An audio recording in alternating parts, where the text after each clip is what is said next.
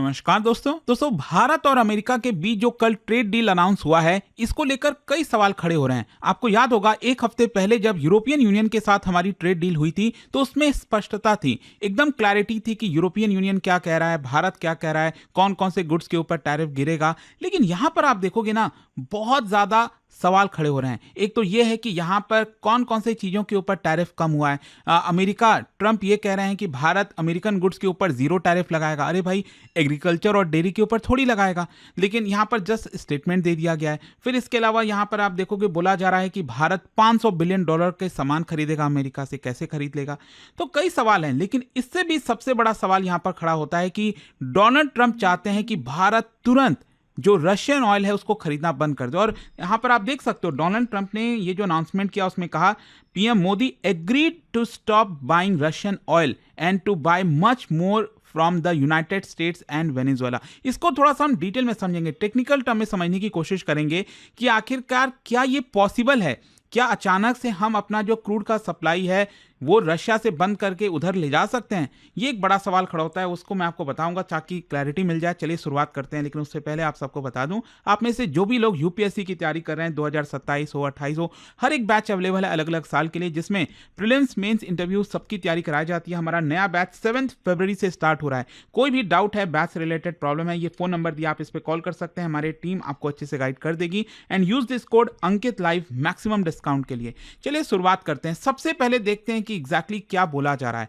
देखिए यहां पर बोला यह गया है डोनाल्ड ट्रंप के द्वारा कि इंडिया यूएस ट्रेड डील के बाद भारत इमीडिएटली जो है रशिया से ऑयल खरीदना बंद कर देगा। इंस्टेड अमेरिका और जो वेस्टर्न अलाइड प्रोड्यूसर्स हैं, स्पेशली वेनेजुएला, वहां से हम ऑयल खरीदेंगे, ऐसा डोनाल्ड ट्रंप का कहना है। और ट्रंप ने पब्लिकली ये चीज कह दिया। और ट्रंप का बेसिकली मानना यह है कि ये डिप्लोमेटिक विन है, ये स्टेप है टुवर्ड्स कि हम रशिया को वीक कर सकें, यूक्रेन वॉर जो है उसको खत्म कर सकें। इंपॉर्टेंट यहां पर बात यह है कि ये ट्रंप का असर्शन है, मतलब यहां पर कोई ज्वाइंट स्टेटमेंट रिलीज नहीं किया गया। इट इज जस्ट कि डोनाल्ड ट्रंप ने अपने बयान बोल दिए हैं, जो कि वो जाने जाते हैं और बाद में वो पलट जाएं तो उसका कोई भरोसा भी नहीं। तो यहां पर पहला क्वेश्चन तो यही खड़ा होता है कि रशियन ऑयल भारत के लिए क्यों इतना मैटर करता है। देखो, यूक्रेन वॉर के पहले तो कुछ ऐसा मैटर नहीं करता था, क्योंकि हमारा 1% ऑयल भी जो है रशिया से नहीं आता था। लेकिन उसके बाद जिस तरह से रशिया पर सैंक्शंस लगा, भारत को काफी डिस्काउंट मिलने लग गया, तो हम अपने नेशनल इंटरेस्ट के बारे में सोचेंगे। जाहिर सी बात है, हमें सस्ता ऑयल मिल रहा था, हम जो पेमेंट है वो बाईपास कर पा रहे थे वेस्टर्न फाइनेंशियल सिस्टम से, और जो इन्फ्लेशनरी प्रेशर है भारत के ऊपर जो चल रहा था थोड़ा सा इन्फ्लेशन का, वो काफी हद तक कम हो गया बिकॉज ऑफ दिस। और 2024-25 आते आते रशिया भारत का लार्जेस्ट क्रूड ऑयल सप्लायर बन गया। मतलब कहां हम 1% भी ऑयल नहीं खरीदते थे, और अब जो है हम 35-40% ऑयल खरीदने लग गए 2024-25 में। और यहां पर आप देख सकते हो भारत का जो इकोनॉमिक प्रैग्मेटिज्म है वो ये दिखाता है, ना कि पॉलिटिकल अलाइनमेंट। भारत ने ये चीज को रखा कि हम अपने नेशनल इंटरेस्ट में काम करेंगे, हमारे लोगों के लिए जो भलाई है वो करेंगे। भले ही यूएस ने, यूरोप ने बहुत कोशिश की कि यहां पर भारत ऑयल ना खरीदे, और भारत ने भी कहा कि देखो आप हमें बोल रहे हो, पहले तो आप परचेज करना बंद करो। यूरोप खुद यहां पर जो गैस वगैरह है वो रशिया से खरीद ही रहा था। फिर अमेरिका आप देख लीजिए, डबल स्टैंडर्ड ट्रंप की देखने को मिलेगी। ट्रंप कह रहे थे कि हम कुछ नहीं लेते, लेकिन अल्टीमेटली पता चला कि जो कई सारे क्रिटिकल मिनरल्स हैं वो रशिया से ये लोग ले रहे हैं, अमेरिका। तो ये सारी चीजें डबल स्टैंडर्ड दिखाती हैं। खैर, क्वेश्चन अब ये आता है कि यूएस क्यों चाहता है कि भारत रशिया से ऑयल ना खरीदे। सबसे पहला है फाइनेंशियल लॉजिक, मतलब रशिया को largest source of foreign income oil से आ रहा है, और उसका वो इस्तेमाल कर रहा है यूक्रेन के साथ युद्ध करने में। तो वेस्टर्न कंट्रीज चाहते हैं कि वो ये बंद कर दे। भारत अगर ऑयल नहीं खरीदेगा, रशिया को रेवेन्यू जनरेट नहीं होगा। फिर सैंक्शंस की क्रेडिबिलिटी भी घट जाती है ना। भले ही अमेरिका और यूरोप ने बहुत कोशिश किया कि रशिया के ऊपर जबरदस्त सैंक्शंस लगाया जाए, उसको खत्म कर दिया जाए, वो पॉसिबल नहीं हो पाया, क्योंकि कहीं ना कहीं चाइना और भारत जो है वो यहां पर फाइनेंस कर पा रहे थे। और एनर्जी पॉलिटिक्स भी आपको देखने को मिलेगी, क्योंकि यूएस अब ये चाहता है कि हम जो ऑयल है वो अमेरिका से ही लें, उनके पार्टनर से ही लें। लेकिन कहां तक ये फीजिबल है? हम एक लिमिटेड अमाउंट में ही ले सकते हैं। खैर, क्वेश्चन अब ये आता है कि can India realistically replace Russian oil? क्या हम इमीडिएटली रशियन ऑयल के बजाय हम कल से ये कह दें कि हम यूएस से ज्यादा ऑयल खरीदेंगे? क्या ये पॉसिबल है? अगर हम यूएस ऑयल की बात करें तो देखो, एक तो क्या ये थोड़ा सा कॉस्टली पड़ता है, लाइट क्रूड है। मतलब अगर आप रशियन ऑयल देखोगे ना, ये हैवी क्रूड होता है, ठीक है, ये लाइट क्रूड है, जो कि हमारे रिफाइनरीज में बहुत दिक्कत आएगी इसको प्रोसेसिंग में। फिर उसको हमें उसको फाइन ट्यून करना पड़ेगा, चेंज करना पड़ेगा, और ट्रांसपोर्टेशन भी तो महंगा है। यूएस कितना दूर है, वहां से लाने में भी अगेन ट्रांसपोर्टेशन खर्चा और ज़्यादा बढ़ जाता है। तो ये अगेन थोड़ा सा प्रॉब्लमेटिक है भारत के लिए कि हम कितना यूएस ऑयल ले सकते हैं। हाँ, कुछ लिमिटेड अमाउंट में ले लेंगे ट्रम्प को खुश करने के लिए, हाँ चलो ठीक है हम भी ऑयल खरीद रहे हैं, लेकिन ये प्रैक्टिकल नहीं है ना भारत के लिए। दूसरा, जहां तक वेनेजुएला का ऑयल है, तो मैं आपको बता दूं वेनेजुएला का जो ऑयल है it is similar quality to Russian oil, sour heavy, and हमारी जो डिराइवेटिव्स हैं फॉर एग्जांपल फ्यूल ऑयल और डीजल उसके करीब आता है ये। मतलब भारत में अगर आप देखोगे तो यहाँ पर हमारा जो रिफाइनरीज वगैरह बना हुआ है वो वेनेजुएलन ऑयल जो है उसको हम अच्छे से कर सकते हैं। यूएस वाला जो शेल ऑयल होता है उसमें थोड़ा सा प्रॉब्लम आएगा, लेकिन प्रॉब्लम क्या है वेनेजुएला के साथ कि वहां पर उतना प्रोडक्शन ही नहीं है। वेनेजुएला का अगर आप देखोगे तो 1999 के पहले जो सोशलिस्ट गवर्नमेंट स्टैब्लिश हुई थी उसके पहले 3 million barrels per day produce होता था। अब उतना है भी नहीं, हार्डली 40-50 जो है आपका हजार बैरल्स देखने को मिलेगा, और इसको वापस से लाने में अभी 1 दशक लग जाएंगे, उनको अपना इंफ्रास्ट्रक्चर बनाने में बिलियंस ऑफ डॉलर खर्च करना पड़ेगा। तो वेनेजुएला में भी हमारा पास लिमिटेड ऑप्शन है। जहां तक मिडिल ईस्ट का सवाल है तो देखो ये ऑलरेडी हेविली यूज करता है भारत। हम कितना कर सकते हैं, हम सारा वो कहते हैं ना सारा एग जो है एक बास्केट में नहीं डाल सकते। मान लो हम रशिया से ऑयल खरीद खत्म करके मिडिल ईस्ट से पूरा खरीदना स्टार्ट करते हैं तो हम 80 to 90% तो फिर मिडिल ईस्ट के ऊपर डिपेंडेंट हो गए। कल के डेट में वहां पर तो दिन भर कोई वॉर हो गई, कभी कुछ हो गया तो प्रॉब्लम होती रहती है। तो ये रियलिस्टिकली नहीं है। आई होप मैं आपको ये समझाने की कोशिश कर रहा था कि जो ट्रम्प चाहते हैं ना कि हम इमीडिएटली रशिया से ऑयल बंद कर दें और इनसे खरीदने लगें। अब मान लो एक बार के लिए मैं कह भी देता हूं कि भारत जो है वो रशिया से ऑयल नहीं खरीदेगा, लेकिन ये भी पॉसिबल नहीं है, प्रैक्टिकल ही नहीं है, क्योंकि इसमें विंड डाउन पीरियड चाहिए होता है। विंड डाउन पीरियड का मतलब होता है कि आपको एक समय चाहिए, क्योंकि बहुत सारे एग्रीमेंट्स बहुत सारी चीजें ऑलरेडी रशिया के साथ हो रखी हैं। आप ये नहीं कह सकते कि आप आज मैं शाम से जो है रशिया का ऑयल नहीं खरीदूंगा। तो वो जो टाइम पीरियड चाहिए ना शिफ्ट होने के लिए उसको विंड डाउन पीरियड कहा जाता है। और भारत ऐसा क्यों नहीं कर सकता, मैं आपको 3 रीजन बताता हूं। सबसे पहला है लॉन्ग टर्म कॉन्ट्रैक्ट। क्या है कि भारत के जो रिफाइनर्स हैं, स्पेशली जो हमारी पीएसयू कंपनीज हैं, वो लॉन्ग टर्म कॉन्ट्रैक्ट बनाती हैं रशिया के साथ या फिर किसी भी कंपनी के साथ।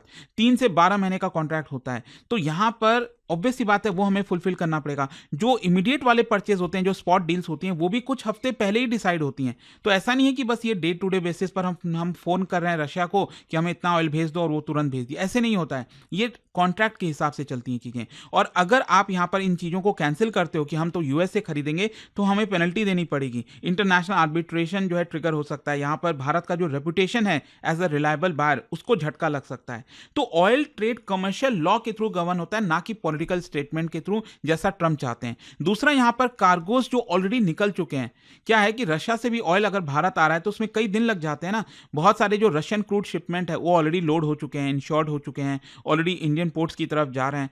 तो एक बार क्रूड वाटर पे आ गया तो फिर उसको कैंसिल करना ऑलमोस्ट इम्पॉसिबल है।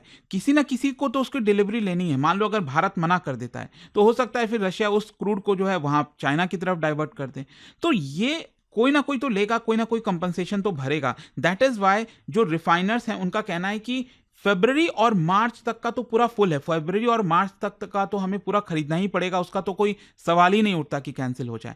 फिर दूसरा एक और जो चीज है वो है टेक्निकल कंस्ट्रेंट। देखो मैंने आपको पहले ही बताया कि जो रशिया से हम ऑयल खरीद रहे हैं तो जो हमारी रिफाइनरीज हैं जैसे रिलायंस की जामनगर रिफाइनरी, तो नायारा हो गया, हमारी पीएसयूज हो गई, तो उन्होंने अपने रिफाइनरीज को उसी तरह से फाइन ट्यून कर रखा है कि जो रशिया का हैवी सौर क्रूड होता है वो हम रिफाइन कर पाए।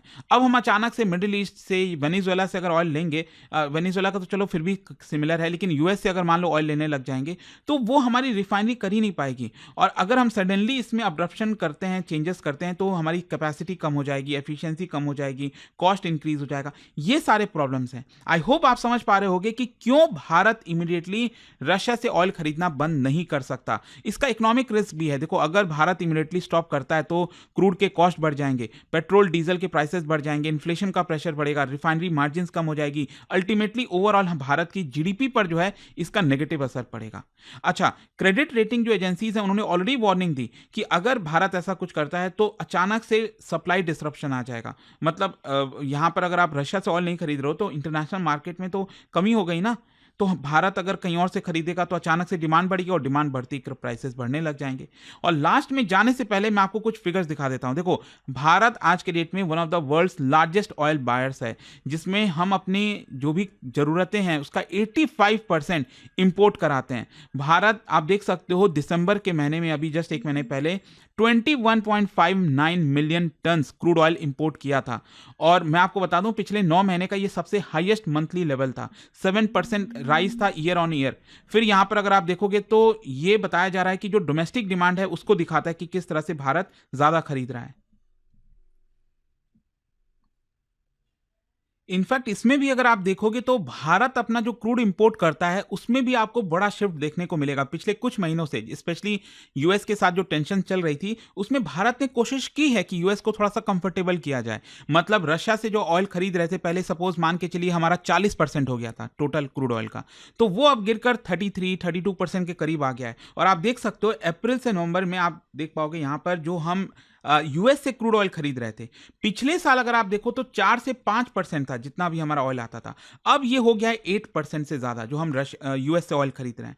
मतलब कहीं ना कहीं भारत भी शिफ्ट कर रहा है, थोड़ा बहुत शिफ्ट कर रहा है, लेकिन जैसा मैंने आपको बताया, भारत एकदम यूएस चाहे, ट्रम्प चाहे कि हम रशिया से ऑयल खरीदें ही ना, ये कहीं ना कहीं हमारे इंटरेस्ट में नहीं होगा। And that's what I am saying कि यहाँ पर ये जो ट्रेड डील अनाउंस हुआ है ना, इसमें आंसर से ज्यादा क्वेश्चंस हैं, बहुत सारे सवाल हैं। लेट्स वेट नाउ कि क्या होता है। बट आई होप कि ये जो क्लैरिटी थी रशियन ऑयल को लेकर जो बोला गया वो अब आपको समझ में आ गया होगा। और जाने से पहले एक बहुत ही इंटरेस्टिंग क्वेश्चन, क्या बता सकते हो दुनिया भर में ब्रेंट क्रूड को ग्लोबल बेंचमार्क की तरह क्यों यूज किया जाता है, जो ब्रेंट क्रूड वाला क्रूड ऑयल है?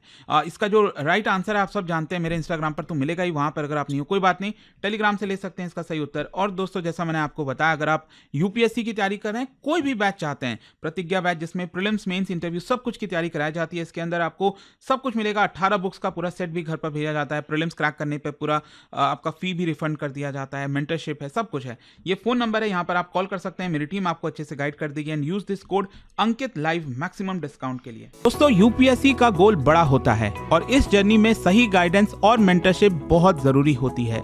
इसलिए स्टडी IQ IAS लेकर आया है आपके लिए यूपीएससी 2027 की कंप्लीट फाउंडेशन प्रिपरेशन एक स्ट्रॉन्ग और स्ट्रक्चर्ड अप्रोच के साथ।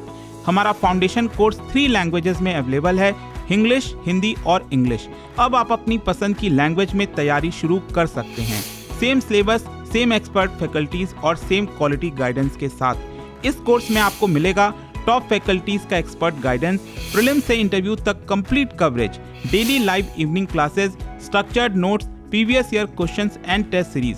साथ में मिलता है dedicated mentorship throughout the journey. Seats limited है और अगर आपका टारगेट यूपीएससी 2027 है तो यह बिल्कुल सही वक्त है शुरुआत करने का।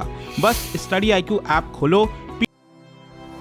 स्टडी IQ IAS, आपका सिलेक्शन हमारा मिशन।